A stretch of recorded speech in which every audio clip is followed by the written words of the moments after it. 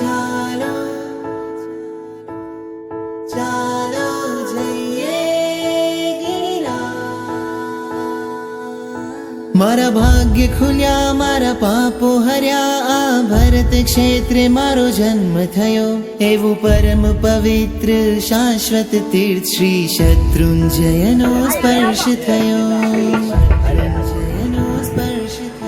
જેના કણ કણમાં હર રજ કણમાં અનંતા જીવો તર્યા રે। જ્યાં વારે વારે આદિ પ્રભુએ પાવન પગલા કર્યા રે, પાવન પગલા કર્યા રે। જે તીરથ પર સિદ્ધિ છે, જે શાશ્વત સુખ નિધિ છે, એવા તીરથને કરું વંદના।